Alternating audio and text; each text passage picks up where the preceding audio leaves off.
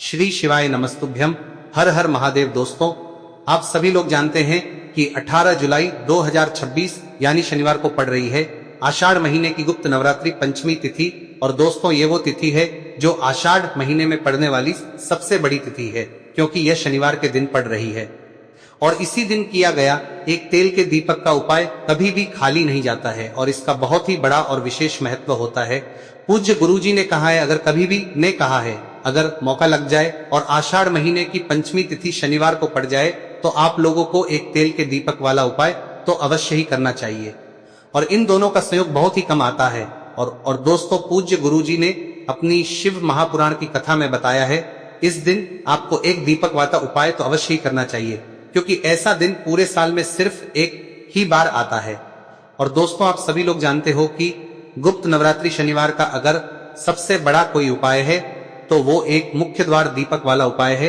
तो दोस्तों, इस शनिवार के दिन आप लोगों को इस एक मुख्य द्वार दीपक वाले उपाय को जरूर करना है। बहुत सारे लोग होंगे जिन लोगों ने इस उपाय को न किया हो, मतलब पूरा साल निकल गया और उन्होंने किसी भी दिन इस मुख्य द्वार दीपक वाले उपाय को न किया हो। पर दोस्तों, आपके पास एक आखिरी मौका बचा हुआ है जो कि 18 जुलाई के दिन है। तो इस दिन आप लोगों को इस वाले उपाय को जरूर कर लेना है।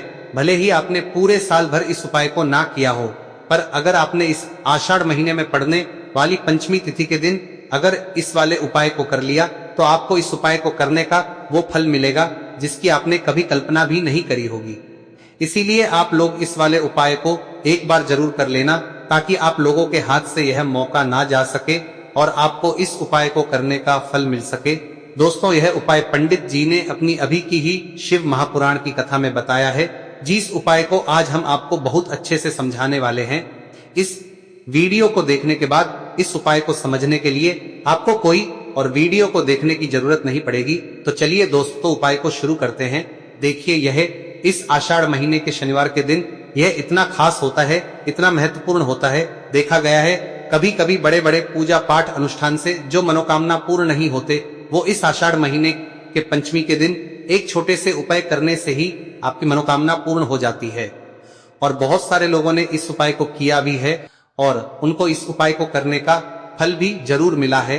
अगर आप लोग भी इस उपाय को गुप्त नवरात्रि शनिवार के दिन करना चाहते हैं तो आप इस उपाय को पहले अच्छे से समझ लेना, सुन लेना, उसके बाद करना। आपको इस उपाय का फल जरूर मिलेगा। और इस उपाय को कर लेने से आपके घर में चाहे किसी भी प्रकार की दुख और समस्या क्यों ना चल रही हो, आपको उसका कारण भी नहीं पता है कि भाई यह समस्या किस कारण से चल रही है, उसका कुछ भी कारण हो सकता है, जैसे पितृदोष हो सकता है या किसी भी तरह का मंगल दोष भी हो सकता है। तो इस दिन आप लोगों को यह वाला उपाय कर लेना है। यह एक ऐसा उपाय है जिस उपाय को अगर किसी विशेष दिन पर किया जाए तो भाई उस विशेष दिन का जो है वह तो हमें मिलता ही मिलता है, पर हमने उस दिन पर इस उपाय को किया है तो हमें उससे भी बड़ा फल मिलता है और फल बहुत जल्दी मिलता है, क्योंकि आप इस उपाय को बहुत ही बड़े और विशेष दिन पर कर रहे हो।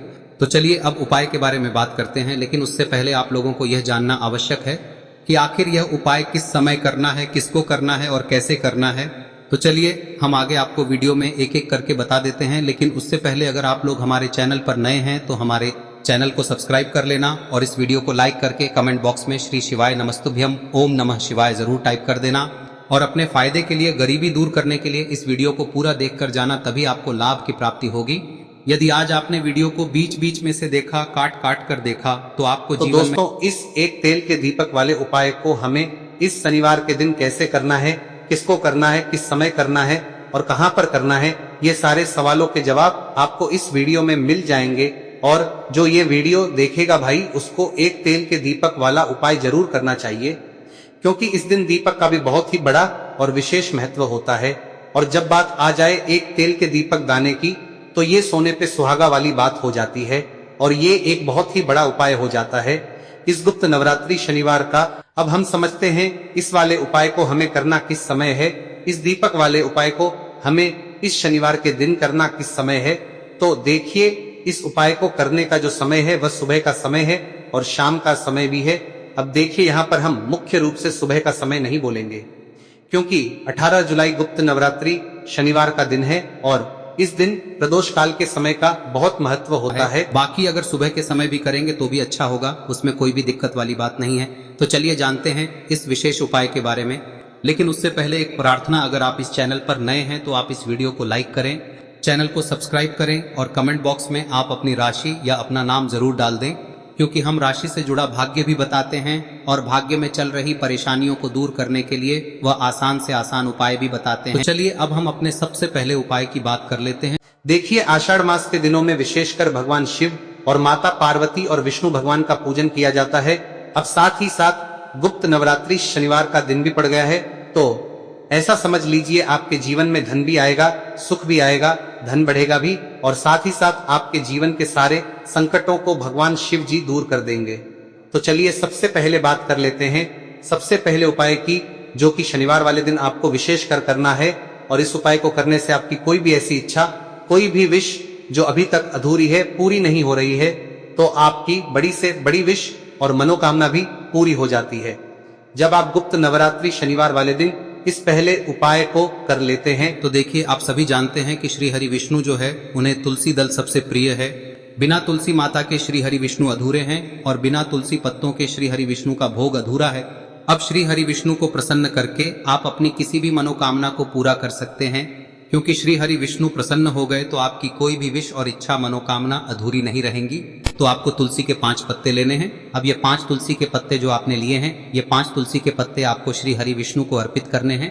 अपने घर के मंदिर में ही ठीक है, ऐसा आपको करना है। आपके घर में श्री हरि विष्णु की कोई मूर्ति है, प्रतिमा है, वहां पर यह 5 तुलसी के पत्ते आप रखें और साथ ही साथ एक देसी घी का दीपक गोल बाती का आपको लगाना है और ओम नमो भगवते वासुदेवाय नमः इस मंत्र का आपको 11 बार जप करना है। देखो मंत्र कौन सा है, ओम नमो भगवते वासुदेवाय नमः, और फिर श्री हरि विष्णु से अपनी विश, अपनी इच्छा, अपनी मनोकामना कह देना और फिर देखना आपकी विश और इच्छा, जो भी आपकी मनोकामना है, जो भी अपने जीवन में आपको चाहिए। अगर निर्धनता बहुत है, आप अपने घर से गरीबी को दूर करना चाहते हैं, या फिर धन आपका बढ़ता नहीं है, आप चाहते हैं कि आपका धन बढ़े, या फिर आपके घर में फिजूल खर्ची बहुत होती है, पैसा आपके पास नहीं रुकता है, आप चाहते हैं कि पैसा आपके पास रुके, या फिर घर में कोई व्यक्ति ऐसा है जो बहुत बीमार रहता है, या फिर किसी का विवाह नहीं हो पा रहा है, तो जो भी आपकी इच्छा है, जो भी आपके विश है, बस एक बार श्री हरि विष्णु से कह दें। दिन है, साथ ही 7 साल का सबसे बड़ा दिन है। यह दिन इतना उत्तम है कि जो आप श्री हरि विष्णु से मांग लेंगे, जो उनसे कह देंगे, वह आपकी विश, आपकी मनोकामना को बहुत जल्दी पूरा कर देंगे। तो यह पहला उपाय है। चलिए बात करते हैं दूसरे उपाय की। देखो, यदि आपके जीवन में आर्थिक संकट बहुत अधिक हो रहे हैं, धन की समस्या लगातार जीवन में बनी हुई है, एक एक रुपयों को प्राप्त करने के लिए आपको बहुत अधिक मेहनत कर रहे हैं, तो आज रात्रि में सोने से पहले आपको हो यह चमत्कारी दीपक का उपाय अवश्य करना है।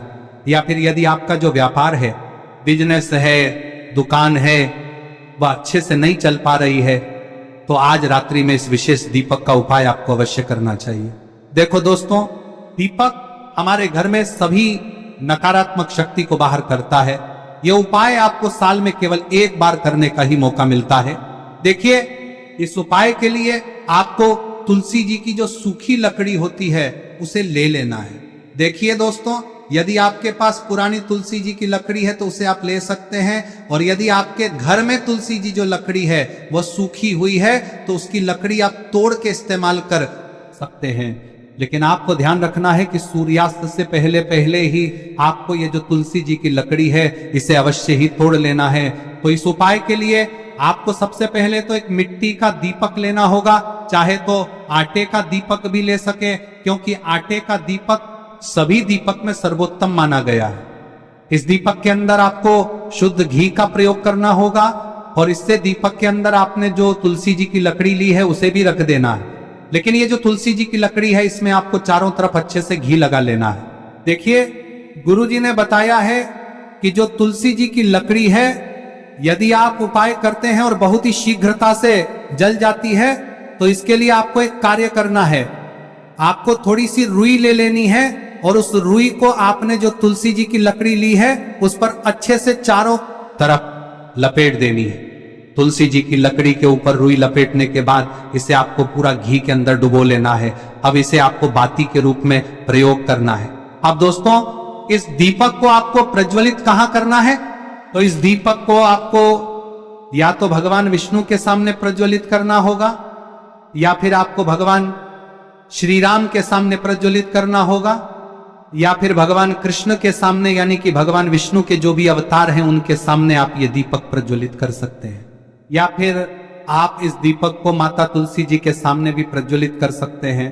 पूज्य गुरु जी ने बताया है कि जो भी व्यक्ति इस प्रकार से तुलसी जी की डंडी से या दीपदान कर देता है, उसके जीवन में कभी भी धन की समस्या नहीं होती है। इसीलिए आपको ये पूरे साल में केवल एक बार ही मौका मिलता है। इस उपाय को करके देखना, आपकी सभी इच्छाएं जरूर पूर्ण होंगी।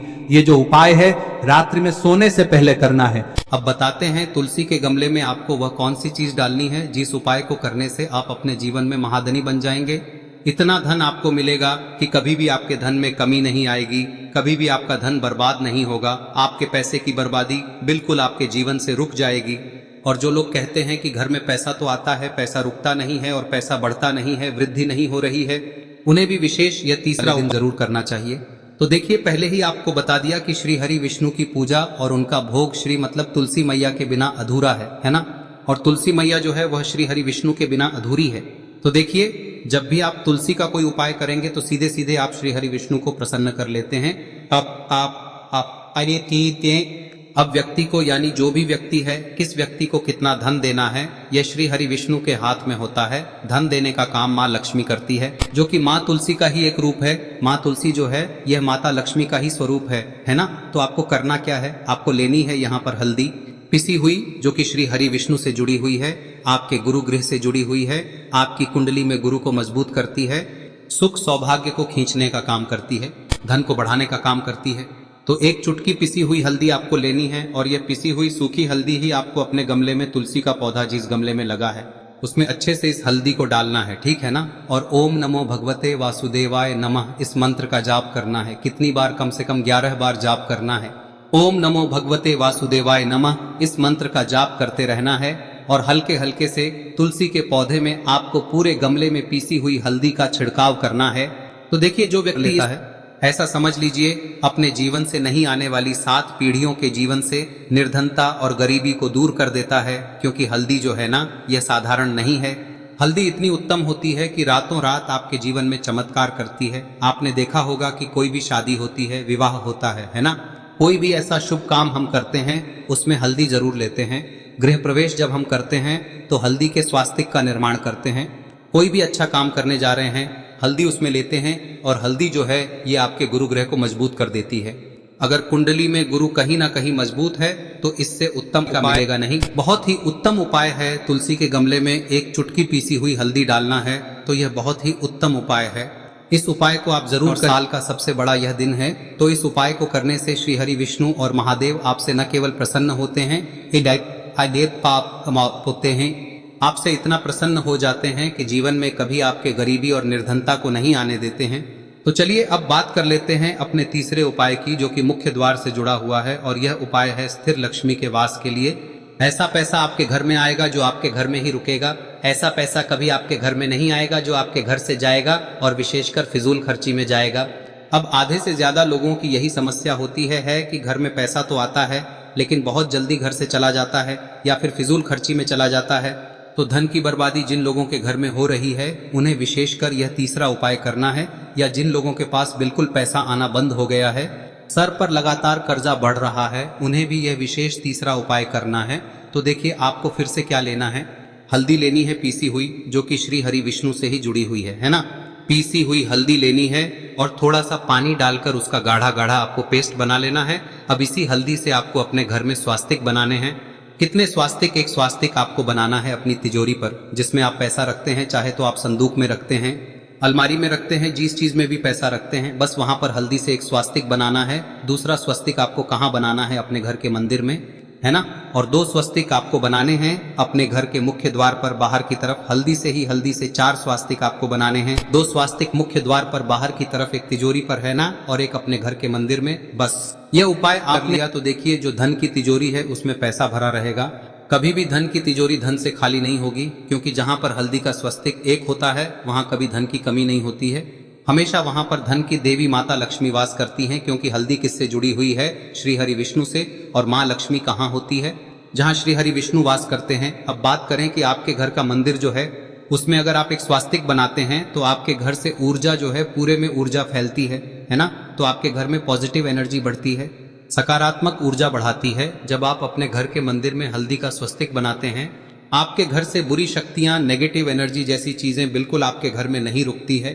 मुख्य द्वार तो इतना उत्तम होता है कि मुख्य द्वार से ही माँ लक्ष्मी की नजर सबसे पहले आपके मुख्य द्वार पर ही पड़ती है, और मुख्य द्वार पर अगर आपने हल्दी के स्वस्तिक बना दिए तो माँ लक्ष्मी देखते ही प्रसन्न हो जाती है, क्योंकि यह श्री हरि विष्णु से जुड़ी हुई है ना। और हल्दी के स्वास्तिक जहां पर जो व्यक्ति अपने घर के मुख्य द्वार पर बनाते हैं, ऐसा समझ लीजिए माँ लक्ष्मी उनके घर में वास करती ही करती है और कभी भी ऐसे घर को फिर छोड़कर नहीं जाती है।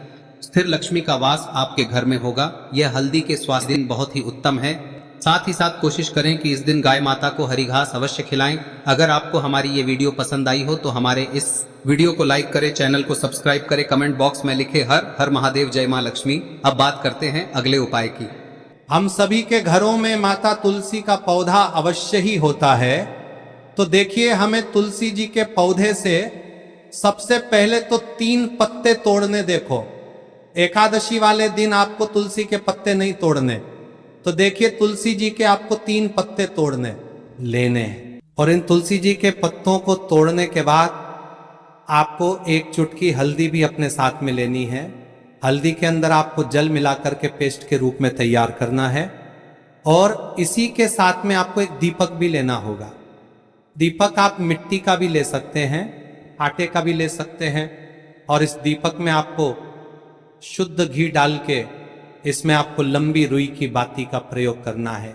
देखिए दोस्तों, आपके पास 3 तुलसी जी के पत्ते हैं। तो पहला जो तुलसी जी का पत्ता है उस पर आपको सबसे पहले तो जो आपने हल्दी ली है उसकी एक बिंदी लगानी है। और पहला जो तुलसी जी का पत्ता है आपके घर में, भगवान विष्णु का चाहे कोई सा भी स्वरूप हो, चाहे लड्डू गोपाल जी का स्वरूप हो, या फिर भगवान कृष्ण की आपके मंदिर में प्रतिमा हो, या फिर भगवान श्री राम की प्रतिमाएं, उनके सामने आपको पहला तुलसी जी का पत्ता अर्पित करना है। अब देखिए दोस्तों, आपके पास जो 2 तुलसी जी के पत्ते हैं और आपके पास जो एक दीपक है, इन्हें आपको लेकर के पहुंचना है। अपने ही घर में तुलसी जी के पौधे के पास में देखिए, सबसे पहले तो आपके पास जो 2 तुलसी जी के पत्ते हैं उन पर भी आपको हल्दी की एक एक बिंदी लगानी है। और उन दोनों ही तुलसी जी के पत्तों को आपको अपने घर में तुलसी जी के पौधे के वहां पर ही अर्पित कर देने हैं। और इस प्रकार से यह दोनों पत्ते भी तुलसी जी के पौधे के पास में अर्पित करने के बाद अंत में जो आपके पास एक लंबी बाती का दीपक है, इसे आपको तुलसी जी के पौधे के पास में ही प्रज्वलित कर देना है। जो भी व्यक्ति अपने ही घर पर इस प्रकार से तुलसी जी के 3 पत्तों का ये उपाय कर लेता है तो उसका परिवार हमेशा खुश रहता है। उसके परिवार में कभी भी कोई भी संकट उत्पन्न नहीं होता है। और यदि आपके घर में जो भी ग्रह क्लेश है वह भी समाप्त होते हैं। तो इस प्रकार से ये सुंदर सा उपाय करना है। अब बात करते हैं अगले उपाय की।